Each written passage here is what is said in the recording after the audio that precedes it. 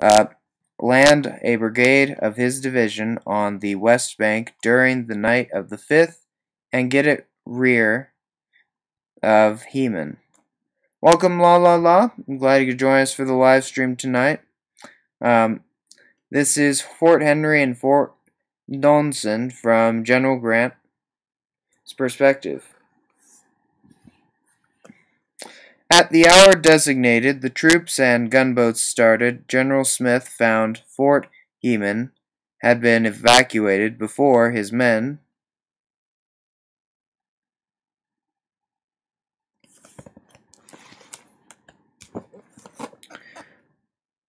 arrived.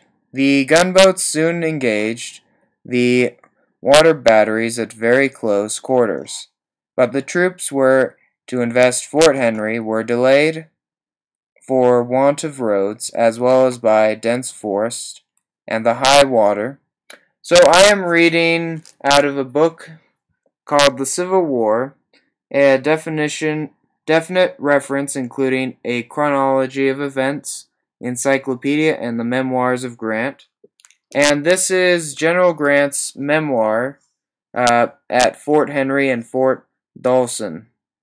Yes, I was a history major in college, American and European history mostly. So, and this book just happens to be fairly easy to go through and has plenty of pictures like this. I am currently I graduated from undergrad, but I am going back for my master's fairly soon, but not at this time. This delay made no difference in the result. Our first appearance, Confederate General Lloyd Tingman had sent his entire command, with the exception of about 100 men left to man the guns on the fort, to the outwards on the rock to Dover and Dolson, so as to have them on range. So the time is 12:03 a.m. And the reason I'm doing my live stream a little later than normal is because of the number of appointments I had that were set up prior to setting up tonight's live stream. So, yeah, it is fairly late, but I mean, at least a few people are coming. Welcome to the live stream on the Civil War. We are looking at Grant's memoir at Fort Henry and Fort Dolson. I hope you enjoy. And, what's going on here? 1 second, guys. I need to check something. Don't leave yet. That's why.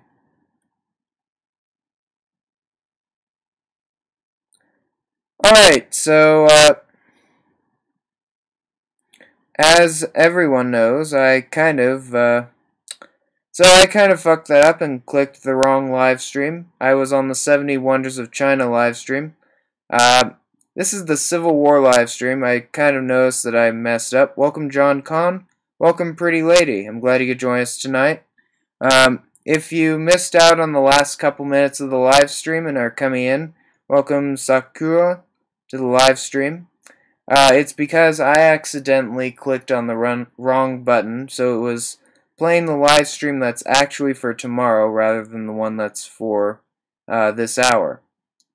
So let us continue the live stream from here. So as to have them out of range and the guns of our Navy, and before any, the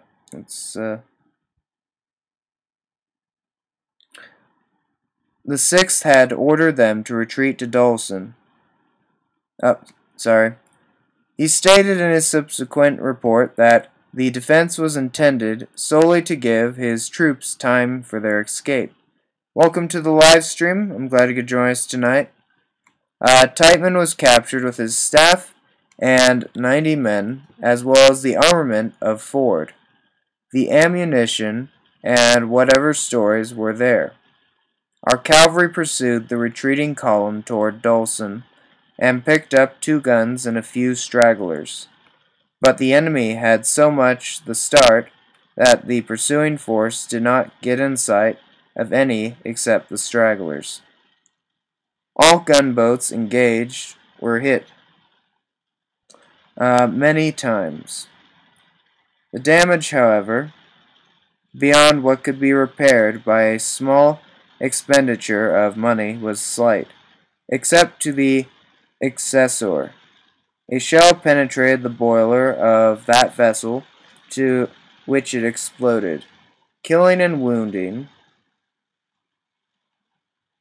48 men, 19 of whom were soldiers who had been detailed to act with the Navy. Several occasions during the war, such details were made to complement men with the Navy was insufficient for the duty before them.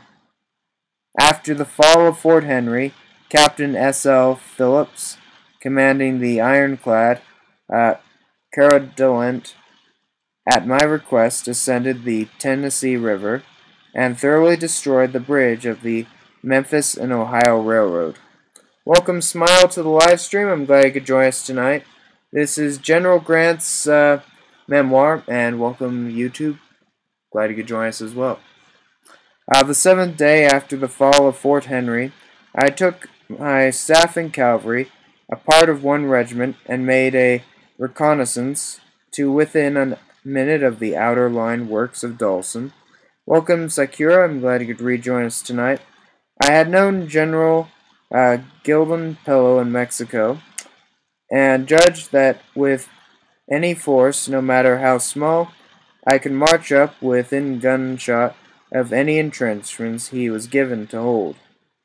I said to this officers of my staff at the time, I knew that John B. Floyd was in command, but he was no soldier, and I judged that he would yield to Pello's intentions. I met as I expected. Jeez.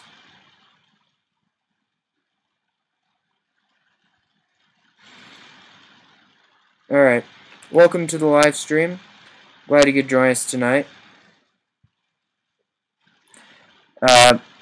No opposition. Welcome, Jokes. I'm glad you could join us tonight. In making the reconnaissance, there we go.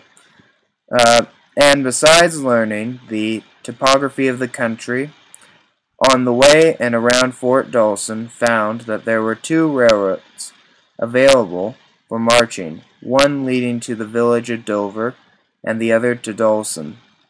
Fort Dolson, 2 miles north or down. Welcome, Assassin EA, and welcome, La La La.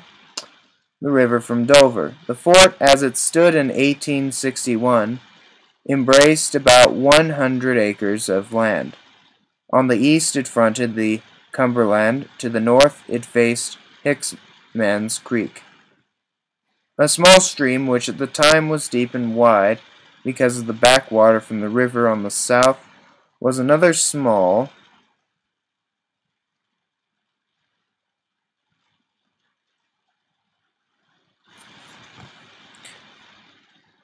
stream, a ravine opening into the Cumberland. This was filled with backwater from the river. Welcome, Choo Choo, and welcome, FZH, to the live stream. This is General Grant's memoirs at Fort Dolson. The fort stood on high ground, some of it much as high as 100 feet above the Cumberland. Strong protection from heavy guns in the water batteries had been obtained by cutting away places for them in the bluff. To the west there was a line of rifle pits, some 2 miles back from the river at the farthest point. The line ran generally along the crest of high ground, but in one place crossed a ravine, which opens into river between the village and the fort. The ground inside and outside of this intersection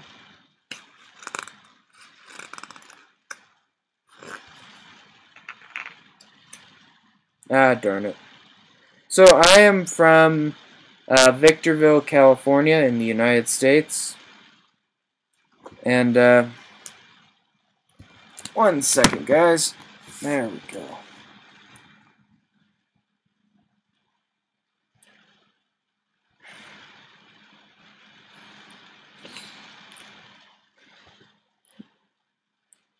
Yep.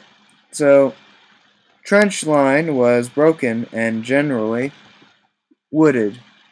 Trees outside of the rifle pits had been cut.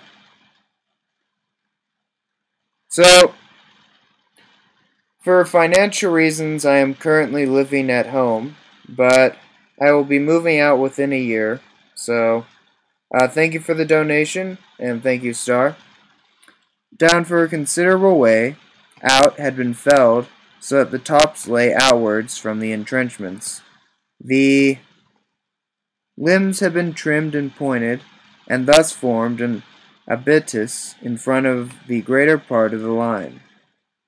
Outside this entrenched and extending about half entire length of it is a ravine running north and south, opening into Hitchman Creek at a point north of the fort.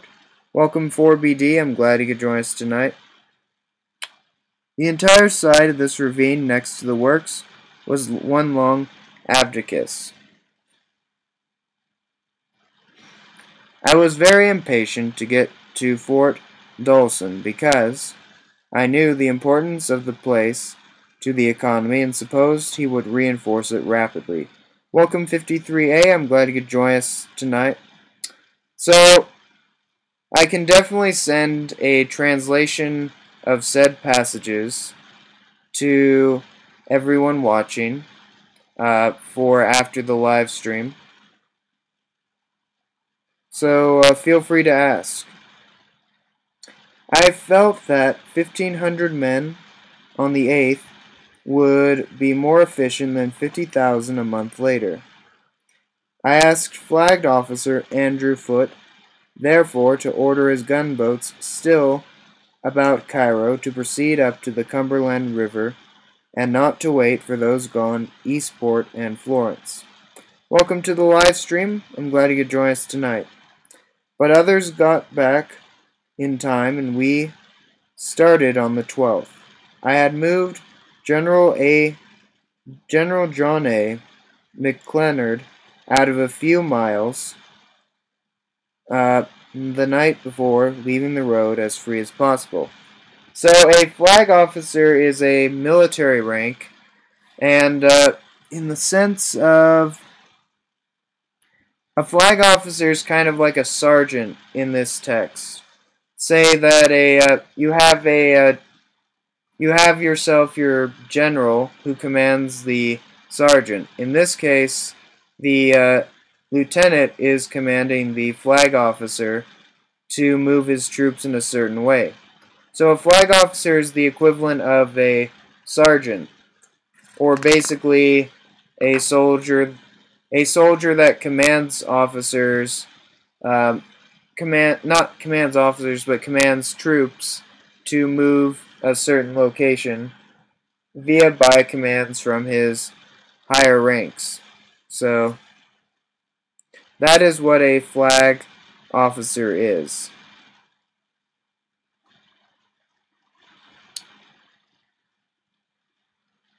So the highest rank in that during this time, the highest rank is your lieutenant general, and actually it shows in the earlier picture. So the highest rank in the military back during the Civil War is lieutenant general. It was held by General Grant by 1864. Welcome 53A, welcome Pretty Lady, and welcome everyone else to the live stream. Glad you could join us tonight for General Grant.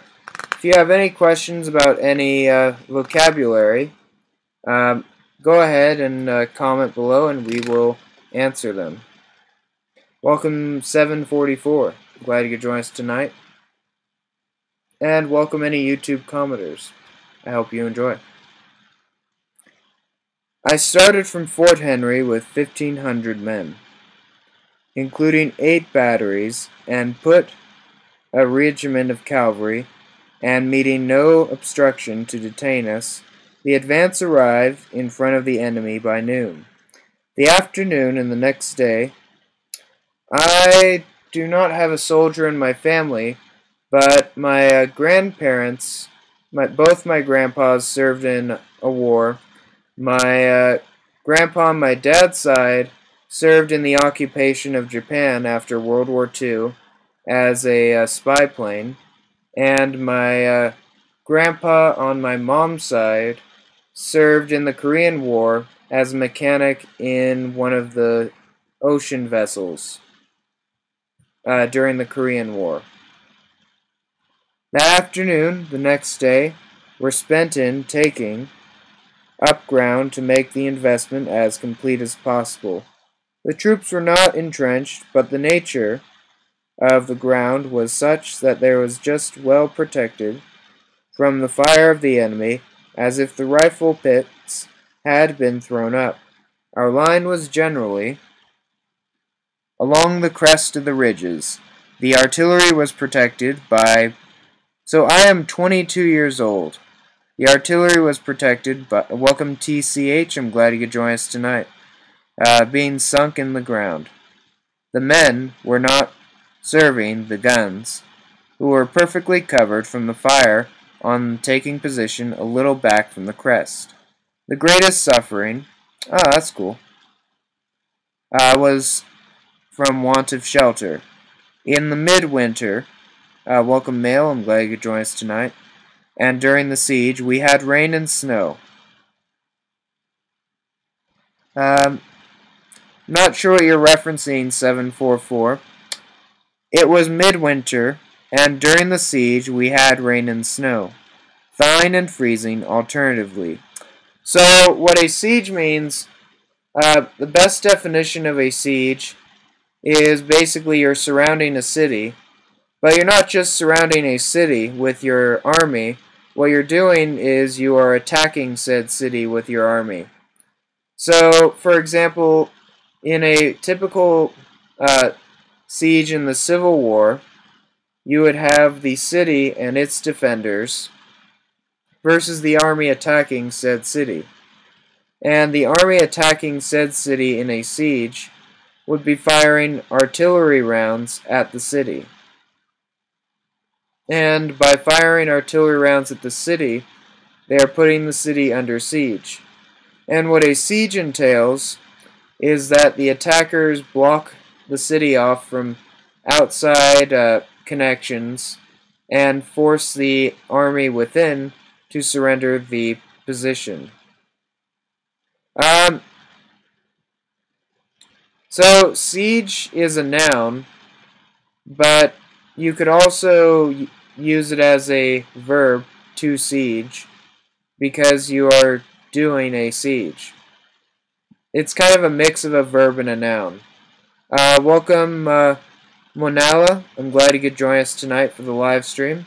This is the Civil War live stream, and this is Grant's Memoirs.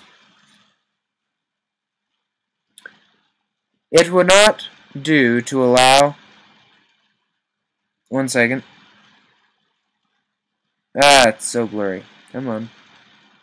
No, I'm not drinking coffee, actually.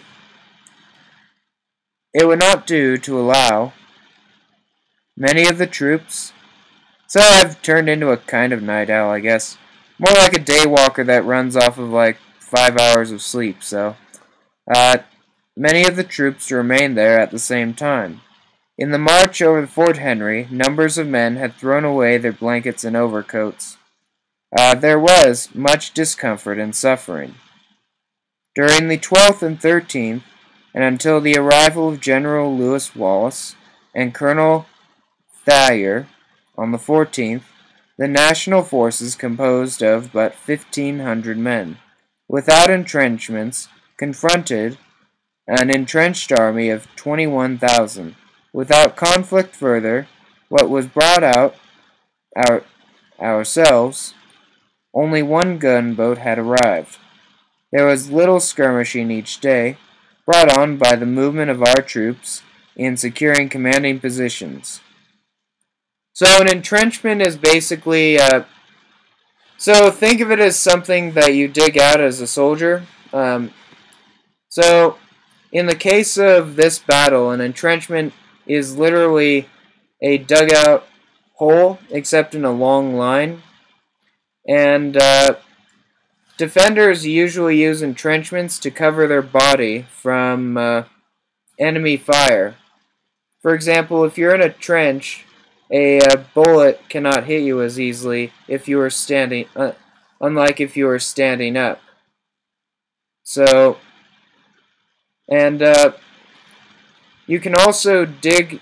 You can basically dig an entrenchment, and if you dig a deep enough hole, you can put anything within a trench. During World War II, there was actually a trench dug into. Oh, that's a nice lunch. Nice lunch, Jessica. Gonna make me hungry for a midnight snack. Yep, pizza. Anyway, without entrenchments, confronted an entrenched army of 21,000. Without conflict further, what was brought on by ourselves. Oh, nice. Only one gunboat had arrived. There was little skirmishing each day, brought on by the movement of our troops in securing commanding positions. But there was no actual fighting during this time except once, on the 13th, in front of McClernand's command. That general had undertaken to capture a battery of the enemy, which was annoying his men, without orders or... Geez, that's dark. Let's see, did our next page print out? No, it didn't really print out well at all. Alright.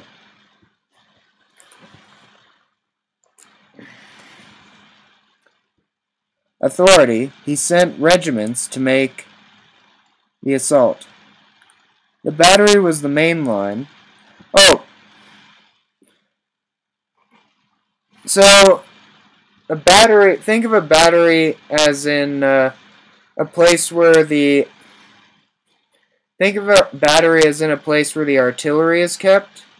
Specifically the gunpowder for the artillery. It's basically where the bullets are kept. That's what a battery is. So, if you are positioned at near a battery, you're positioned near the ammunition or missiles, depending on what weapon you're using. So, then you may as well have a snack then. Welcome C and welcome Mon Lila to the live stream. I'm glad you could join us tonight. Which was defended by his whole army present. Of course, the assault was a failure, and of course the loss of our side was great for the number of men engaged.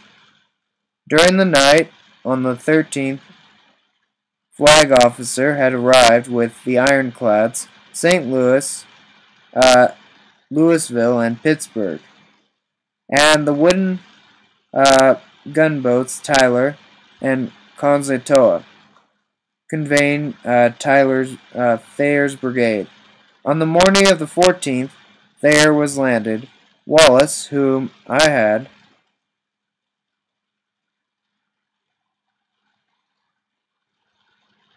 yeah, you are hearing a little bit of history right now. So, this is General Grant's memoir, and I'm glad you could join us for a slice of pizza and a nice reading. Yeah, this book. So this book is from General Grant's. Well, this specific section is from General Grant's story. So actually, I don't just read books. I sometimes explain the material in the books. But I like to start off by reading the material and then going from there in the conversation. So, from whom I ordered from Fort Henry, also arrived about the same time. Welcome to the live stream. I'm glad you could join us tonight. The plan was for the troops to hold enemy within the lines, while the gunboats should attack the water batteries at close quarters and silence his guns if possible.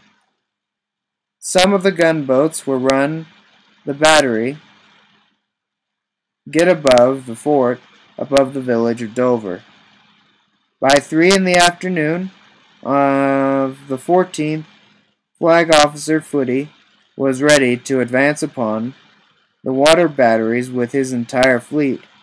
After entering the range of the batteries of the enemy, the advance was slow, but constant was delivered from every gun that could be brought to bear for the fort. I occupied a position no shore from which I could see from the advancing navy. The leading boat got within a very short range of the water battery, no further off, I think 200 yards, as I saw one another of them dropping down the river. Visibly disabled, the whole fleet following the engaged closed for days. The gunboat which Flag... One second,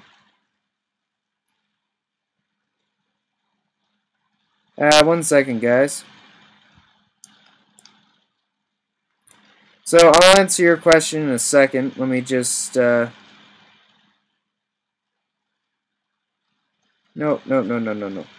Okay.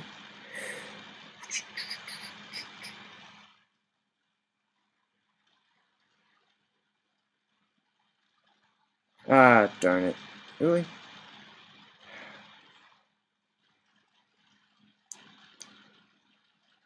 Alright, try this again. I'll answer your questions shortly, so let me just translate what I got here. There it is.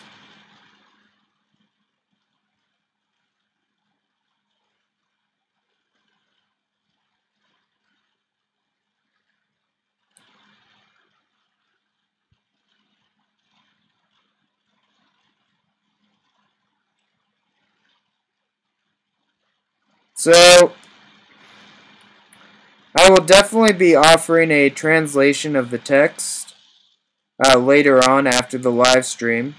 And yeah, it is dark, but I'll offer a translation of the text after we're done reading, and I'll translate the passages into Chinese. Welcome A and welcome Gilo English. I'm glad you could join us tonight. The leading boat got very little short distance of water battery, no further off than I think the 200 years, and I saw one of the other of them dropping down the river. Visibly disabled, the whole fleet followed the engagement close for days. The gunboat which Flag Officer Foote was on, besides having been hit about 60 times, several of shots passing through the rear of the waters, had shot every pilot house, which killed the pilot, carried away the wheel, and wounded the flag officer himself. The tiller ropes of another vessel were carried away, and she too dropped helplessly back. 2 others had their pilot houses so injured that they scarcely formed a protection to the men at the wheel. The enemy had evidently been much demoralized by the assault, but they were jubilant when they saw the disabled vessels. So, it's not a short battle. I mean, this is a shorter battle than Gettysburg, but it's definitely not a short description of the battle. But let us go to the next little text right back here. Dropping... Oh, wait a minute. Do I have our... Okay, no I don't. That's still crooked. Dropping down the river. Welcome, Big Cat. I'm glad you could join us tonight.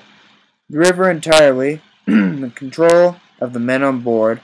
Of course, I only witnessed the falling back of our gunboats, and felt sad enough at the river over the repulse. Subsequent reports, now published, show that the enemy telegraphed a great victory to Richmond. The sun went down on the night of the 14th of February, 1862, leaving the army confronted Fort Dolson, anything but comforted over the prospects. The weather had turned intensely cold. The men were without tents and could not keep up. Fires where most of them had to stay, and previously stated. Many had thrown away their overcoats and blankets. Two of the strongest of our gunboats had been disabled, presumably beyond the possibility of enduring any present assistance. I retire this night, not knowing but that I have to entrench my position and bring up tents for the men, or build huts under the cover of the hills. On the morning of the 15th, before it was yet broad day, a message from the flag officer Foote handed me a note, expressing a desire to see me on the flagship, and saying that he had much been injured the day before, so that he could not come himself to see me. At once I had made my preparations for starting. When I reached the fleet, I found the flagship was anchored out in the stream. A small boat, however, awaited my arrival, and I was soon to board with the flag officer. He explained to me in a short condition in which he was left by the engagement of the evening before, and suggested that I should entrench while he returned to Mount City with his disabled boats, expressing at the time the belief that he could have the necessary repairs made, and back in 10 days. I saw the absolute necessity of his gunboats going into hospital, and did not know but I should be forced to the alternative of going through a siege. But the enemy relieved me from this necessity. Thank you for coming to the live stream. I'm glad you could all join us tonight. This is General Grant's memoir of Fort Dolson along the Tennessee River, I believe. Just as I landed, I met Captain Hayner of my staff, white with fear, not for his personal safety, but the safety of the national troops. He said the enemy had come out of the lines in full force and attacked and scattered McClellan's division, which was in full retreat. The roads, as I have said, were unfit for making fast time, but I got my command as soon as possible. Welcome, Queenie Wong, to the live stream. I'm glad you could join us tonight. I saw everything favorable for us along the line of our left and center. When I came to the right, appearances were different. The enemy had come out in full force to cut his way out to make his escape. McClellan's division had to bear the brunt of the attack from this combined force. His men had stood up gallantly until ammunition in their cartridge boxes gave out. There was an abundance of ammunition nearby lying in the ground in boxes, but at the stage of the war, it was not all of our commanders, regiments, brigades, or even divisions who had been educated up to the point of seeing that the men were constantly supplied with ammunition during the engagement. Welcome, ADC. I'm glad you could join us in the live stream tonight. Enjoy General Grant's memoir. When the men found themselves without ammunition, they could not stand up against troops, who seemed to have plenty of it. The division broke, and a portion fled, but most of the men, as they were pursued, only fell back out of the range of the fire of the enemy. It was pushed his brigade in between the enemy and those of our troops that were without ammunition. At all events, the enemy had led back with his entrenchments, and was then when I got to the field. I saw the men standing in knots talking over the most excited manner. No officer seemed to be giving any directions. The soldiers had their muskets but no ammunition, while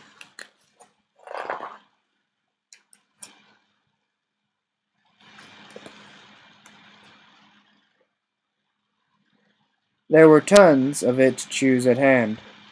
I heard some of the men say the enemy had come out with knapsacks. Welcome 826, I'm glad you could join us tonight. And haversacks with their rations. They seemed to think this advocated a determination on the part to stay and fight as long as their provisions held out. I turned to Colonel J.D. Webster of the staff who was with me and said, "Some of those men are pretty loyal, demoralized, but their enemy must be more so, for he has attempted to force his way out, but has fallen back. The one who attacks first now will be actionist, and the enemy will have to be in a hurry if he gets ahead of me." I directed Colonel Webster to the ride with me and call the men in passing, "Fill your cartridges quick and get into line. The enemy is trying to escape, and he must not be permitted to do so." This acted like a charm. The men only wanted one to give them a command.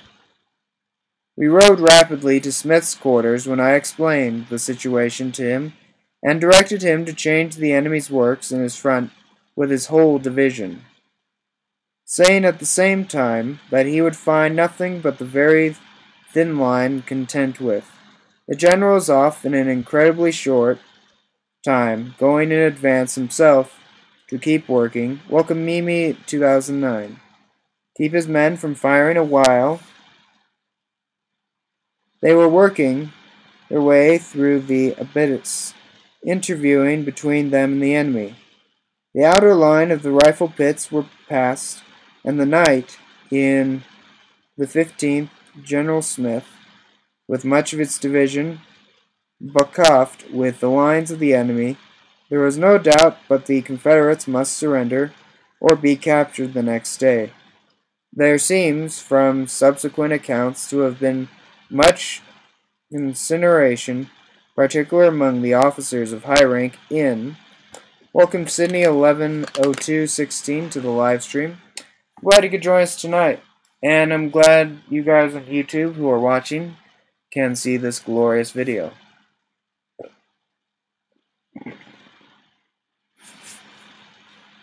One second. Dover during the night of 15th. Wait, let me just see. I believe I actually have something here. Nope, still crooked. Darn. General Floyd, the commanding officer, who was a man of talent enough for any civil position, was no soldier and possibly did not possess the element of one. He was further unfit for command for the reason his consciousness must have troubled him and made him afraid. As Secretary of War, he had taken a solemn oath to maintain the Constitution of the United States and to uphold the same against all enemies. He had betrayed that trust. As Secretary of War, he was reported through the northern press to have scattered a little army the country had, so the most could be picked up. Welcome back, Mimi 2009. In detail where the succession occurred. About a year before leaving the cabinet, he had removed arms from northern and southern arsenals. He continued in the cabinet of President Buckingham until about the 1st of January 1861. So, I'm reading the book currently to give you guys basically to help you guys.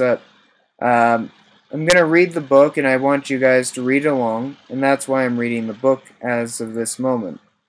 What I could also do is some more explanation a little bit later after the reading.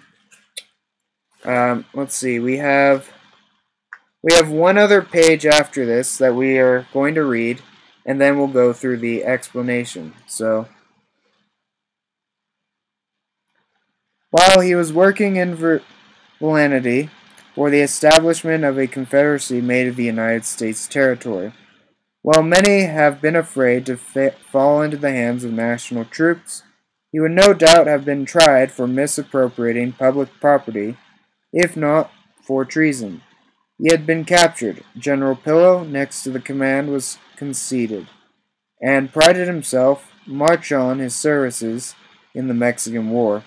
He telegraphed to General Albert S. Johnson at Nashville after our men within the rifle pits and almost on the eye of his making escape, that the Southern troops had great success all day. Johnson forwarded the dispatch to Richmond while the authorities of the capital were reading in Floyd and Pillow were fugitives. A council of war was held by the enemy, which all agreed that it would be impossible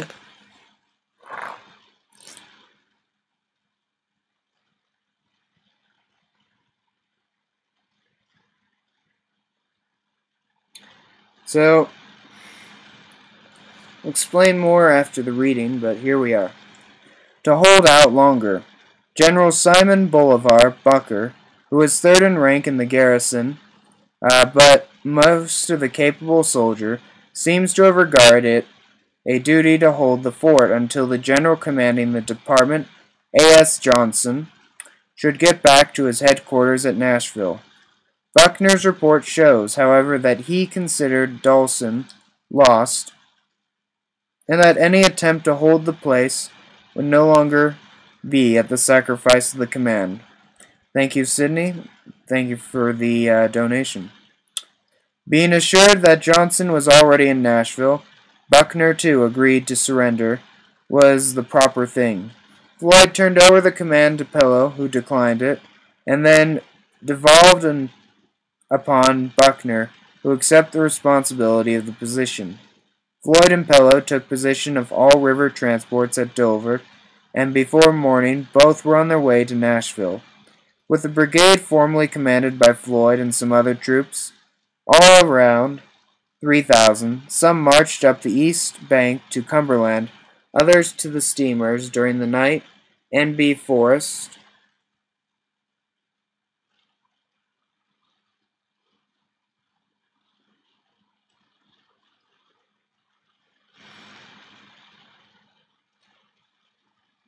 welcome Bradley to the live stream. Glad you could join us tonight. Also within this cavalry and some of the other troops, about 1,000 in all, made their way out, passing between our right and the river. They had ford or swim over the backwater of the Little Creek just south of Dover. Before daylight, General Smith brought to me the following letter from General Buckner. Sir, in consideration of all circumstances governing the present situation of affairs in the station, I propose the commanding officer of federal forces the appointment of commissioners to agree upon the terms of capitulation of the forces and fort under my command. And in that view suggest an armistice until 12 o'clock today. I am, sir, very respectful, your observant, S. B. Bucker. Welcome, Zo1. I'm glad you could join us tonight. To this I respond as follows. Sir, yours is the date proposing administer an appointment of the commissioners is to settle the terms of capitulation.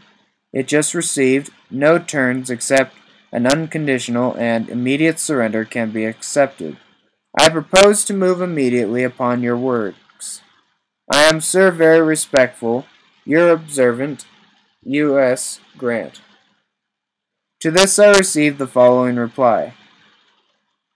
The distribution of forces under my command, incident to an unexpected change of commanders, and to the overwhelming force under your command, compel me, notwithstanding the brilliant success of the Confederate arms yesterday, to accept the ungenerous and chivalrous terms which you propose. I am, sir, your observant, S. B. Bunker. I had been at West Point,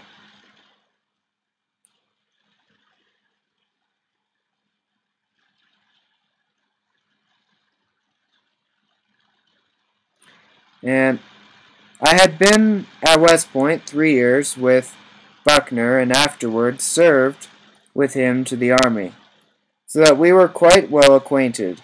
In the course, welcome back, pretty lady, In the course of our conversation which was very friendly, he said to me that if he had been in command, I would not have gone up to Dolson as easily as I did. I told them if he had been in command, I should not have tried in the way I did. I had invested their lines with a small force, then they had to defend them, and it is at the same time we had sent a brigade full 5,000 strong around by water. I had relied very much upon the commander to allow me to come safely up to the outside of the works. And that ends this section. So let's do some discussion then, shall we? Well, actually, pictures first. Let's put the camera back here. Right here is the Confederate General Simon Boulevard Buckner. It's a pretty picture. Right here is Bushrod R. Johnson, a senior Confederate officer. Right up here is the railway station at Corinth, Mississippi. This is basically where the Confederates regrouped because no one followed Grant's orders at Corinth, Mississippi. And right here is the final assault on Fort Dolson as imagined by the printmakers Kurtz and Allison. And just over here, this is a view of the 94th Pennsylvania at drill, right here.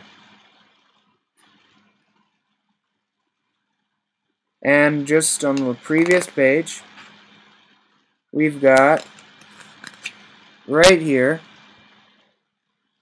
Vigilant Typical Union Army Camp Life in 1862. And right here is, this is General Grant himself, riding on a horse. Welcome, Metallic One, and welcome 3D8. I'm glad you could join us tonight. Right at the bottom of the page right here is the charge down here, which is the charge at Fort Dolson on February 15th. Kind of a nice charge. And up here is the same charge from a different perspective on February 15th by Grant on Fort Dolson. On the previous page are 2 of the 8 well-protected batteries Grant was able to deploy against the defenders of Fort Dolson. Batteries are basically gunpowder and cannon. Right here we have Mortemont Legart, General. And up here is the naval attack on Fort Dolson led by the St. Louis. Welcome SFY to the live stream. I'm glad you could join us tonight. This right here is General Lewis Wallace, one of Grant's abler lieutenants at Dolson. He's got a nice beard, actually. This is back during the time when beards were cool in the Army. Currently, they are not. And just up here is the Flag Officer Andrew Hewell Foote, commander of the Navy's Riverine Flotilla. And right here is the plan of Fort Dolson, of which you see its different workings. Here, this is the fort itself. And there's a road here to Fort Henry. Extends there. To Fort Henry. Field. Right here is the town of Dover, right next to the Cumberland River. To the very south here is the... right here is one of the divisions, positioned south of Dover. Over here is General Wallace's division, specifically. And the rivertime flotilla by foot came in through the Cumberland, with a couple ironclads and some wooden ships. And the picture of this magnificent gentleman here is John B. Floyd, Confederate commander of Fort Dolson. He's got a nice clean shave, unlike the previous generals. Welcome Emily Shing to the live stream. And right here is the USS St. Louis, one of the riverboat ironclads that were used at Fort Dolson.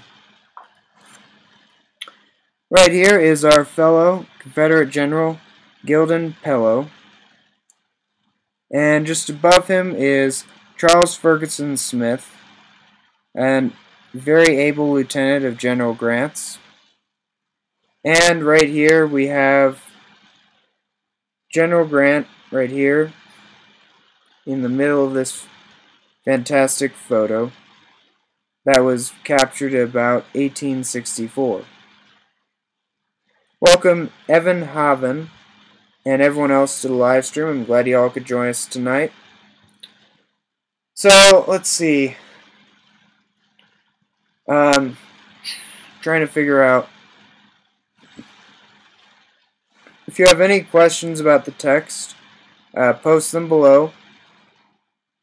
I'll be making translations of the text and posting them in the moments after said live stream. So feel free to look up those later on today. I'll make sure that you guys have the Chinese translation of the text, because the vocabulary in here includes a lot of new words, such as battery, entrenchments, and so forth, that military terms, because this is General Grant's memoir of Fort Henry and Fort Dolson. Welcome Caroline Lee. I'm glad you could join us in the Civil War live stream of General Grant's memoirs at Fort Henry and Fort Dolson. Now, what I must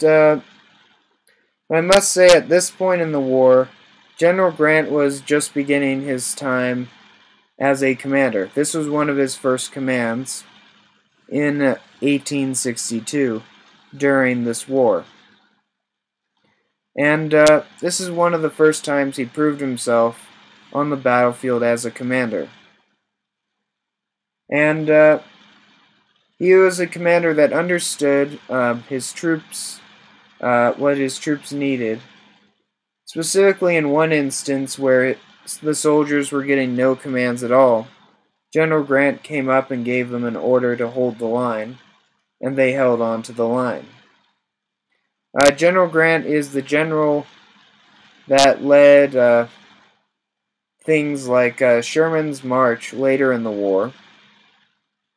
And General Sherman's March was basically a total war campaign in which included burn and slash techniques in order to win control of the southern states, which worked. Especially by 1864, 1865, that tactic did wonders to end the Confederate Army's need to campaign further. Welcome Sakura to the live stream. I'm glad you could join us tonight. Tomorrow's live stream will be back in the 70 Wonders of China, as you see in my live stream sections. And because of that, we'll be alternating back and forth between that book and this book. And I think 2 days later, what we could do 2 days later is go back, welcome Jane. We can either continue Grant's memoirs 2 days later, or we can go into General Lee's memoirs. His second chapter in the book here for General Grant is Sirloin. Welcome 666. I'm glad you could join us tonight. This is General Grant's memoirs that we've finished. 2 days later, we're going to General Lee's. We're going to actually finish up. We're going to go into Chapter 2 of General Grant's memoir at Sirloin. and read through that, do some explanations. I will be translating the text that we just read tonight into Chinese so that you guys can read along. And I might translate this text into Chinese a day or two before in the moments. So look out for those translations. Right now I'm just going through some of the section here to see how big it is and see if we can pull it off in the next day. Most of the next section has a lot of small pictures here and there, such as right here, got this fine soldier, Confederate sharpshooter. Also, we got this fancy old beard and fancy old mustache in this guy, John C. Berkridge. And over here is Letus Pole. And actually, this guy has some fine munch chops. In college, I usually kept some fine munch chops up. Loved my munch chops back then. Now I'm just kind of got very slight munch chops compared to what I had in college. So, and after Chiloin is Vicksburg. Another 2 days after that. So we'll basically be going through the Civil War book back and forth until we finish the 70 Wonders of China, and then we'll alternate a new book in along with the Civil War book, day in, day out. And I would like to know in the future whether that should be a philosophy book, a history book, or something simple. You guys can comment below. Welcome back, Assassin EA. It's a great video game, and I'm glad you could rejoin us. In 2 days, we'll be doing this chapter, Chapter 2, in General Grant's Memoirs, Chiloin. But for tomorrow, we'll be going back to the 70 Wonders of China at the normal time, 11 a.m. So be sure to join us at 11 a.m. tomorrow, China time, for that. We've got a couple more minutes. So if any of you guys have any questions about the text or any questions about the Civil War, American Civil War, grant you, feel free to post them in the comments below.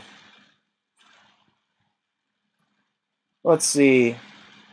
An interesting fact about the Civil War was that there was a great number of conscriptions done between from the Irish immigrants that came into America during the 1860s were conscripted into service for the Union Army. Welcome Maggie Lang, 12-3 to the live stream. Glad you could join us tonight. Whereas the South didn't have an immigrant army or positions posted. And the immigrants that fought in the northern armies fought in stuff that they weren't prepared to fight in, such as cavalry units. Whereas Southern cavalry was made up of farm people who were used to riding horseback. Northern cavalry was sometimes made up of immigrants who had never ridden a horse before. And, of course, by the end of the war, the Northern cavalry units became more professional through their service, but this didn't happen till the later Civil War. That's a quick, interesting fact. Join you all tomorrow for 70 Wonders of China, and in 2 days, Chapter 2 of General Grant's Memoirs. I hope you guys enjoy your afternoon tea.